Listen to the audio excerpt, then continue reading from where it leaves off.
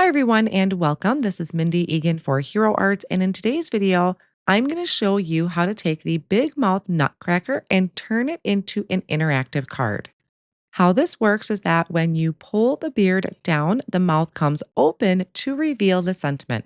But of course, you could use this completely on its own without the interactive portion. So, first, I'm going to show you each of the pieces, what I die cut it out of, and what it creates. So the first thing that I'm going to need is a card base that I have out of white cardstock cut to 4 1/4 by 5 1/2.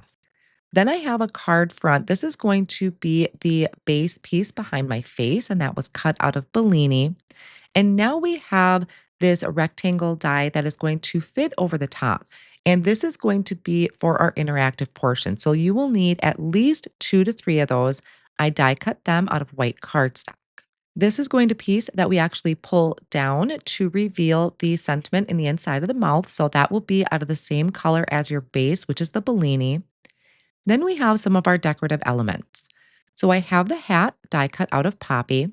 There is a strip to decorate the brim of our hat that I die cut out of rainforest.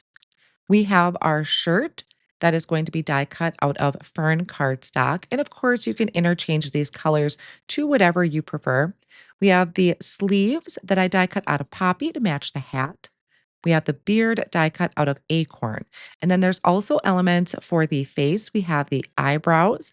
Then this piece here is for the hair on the side, also die cut out of acorn. There is the mustache. Then we have the decorative elements for the hat and the sleeves. That is die cut out of saffron, and then cheeks and a nose die cut out of coral. These are all Spellbinder's color wheel cardstock colors. Then we have the eyes. So there's two pieces for the eyes, die cut out of white and then also acorn. Also included in the die set is this set of triangles, and it's going to die cut out 6 of them. You will need all 6. This is going to replace the need for foam squares. This piece die cuts out the teeth. Now, there are 4 of them that are a little bigger than the rest, and that is for the front teeth in the top and the bottom. You're going to start by taking these 2 large rectangle bracket pieces and you're going to glue them together. I am using liquid glue. Just make sure that if you do have any liquid glue kind of seeping on the edges, you want to wipe that away. Then you can layer these 2 pieces together. Next, you're going to take this bracket, add some adhesive to the back of this, and place this on top of that white panel that I showed earlier. The white panel is so that we can stamp our sentiment on it later and you'll be able to see it. Then we can take our Bellini cardstock that is trimmed down to 4 1/4 by 5 1/2, and this is going to be our face for our Nutcracker. You're going to take this die that looks like an upside down U. We're going to center it on our card front, hold that down with the best ever craft tape, and run that through the die cut machine. So you do want to make sure that those bottom lines line up with the bottom of your panel so it cuts out the opening. And then it's going to fit over the top of our bracket. So that's going to be where our sentiment goes. Then take your 6 triangles. You're going to glue all of these together. Again, I'm just using some liquid glue for this. And you're going to stack these. So again, this is going to replace the need for any foam tape. Then you can take this piece and you can place it on the back of the beard. So again, this beard was cut from acorn cardstock. Add some liquid glue to the back of our triangle and place this up towards the top of the beard.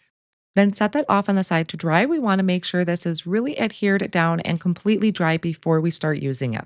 To assemble the teeth, I took that front panel that has that rectangle cut out of it, and I started by placing the teeth along the top line. So this is going to be right at the top of that rectangle that we die cut out. I like to place it all on there and then come in and adhere it down with the liquid glue. That way I can get my placement as even as I can. Next, take your interactive piece, and that's going to fit right inside of the brackets. Right now, I have none of that glued down. I am just looking for that as a guide to start attaching the bottom layer of the teeth. I am using the top row of the teeth as a guide to make sure that my teeth are evenly lined up and properly spaced. After a while, I can remove that top layer to finish adhering the bottom layer of the teeth. Now, with that piece still inside of the bracket, so it's going to fit right inside that bottom bracket there, leave that there, add liquid glue on the top of the bracket, and add our top panel for our top teeth. You really want to make sure that the piece that has the bottom row of teeth is placed in there before you adhere your top panel. Then add liquid glue to the triangle and add that right under the bottom row of teeth. Again, we want to make sure that this is nice and dry before we start using it as an interactive piece. So while that's drying, we can start decorating the front of our panel. I added the strip or the brim to my hat, and then I can start bringing in the topper for the sleeves. We have the decorative edges for our sleeves. One side has the rounded edge, the other side has the flat edge, so you can see how they easily line up. Then we have our straps that can go across the front of the outfit. And then we can bring this over and start putting our card front together or our face together. You're going to want to start at the top of the card panel with the hat. That's going to be a great guide for you when lining up the rest of your pieces. Then we have the hair that's going to go on the or show on the side. I'm lining that up with the bottom of the brim of the hat for each side. Now I'm going to bring in the nose and the mustache, but for right now, that is just a guide. So I'm trying to keep that evenly lined up with my teeth, but I'm using that as a guide to place my rosy cheeks. Once I have the cheeks glued down, then I can come in and adhere the mustache and the nose. We have the eyes, so I'm adding the irises to that before I bring them onto my card project. And then these are going to go right above the cheeks. Again, using my liquid glue, but you can use any adhesive that you happen to have on hand. Then I'm going to bring in the eyebrows to go right above. I added the decorative element to the top for the hat. And then for the front for his outfit, you only want to add adhesive to the arms and the shoulders. You don't want to add it to the center. Otherwise, you're going to glue that down and end up not being able to use this as an interactive card. So once you have given your interactive portion or that triangle under the beard enough time to dry, you can pull the beard down gently. That's going to slide open to reveal the open mouth. And this is where we are going to stamp our sentiment.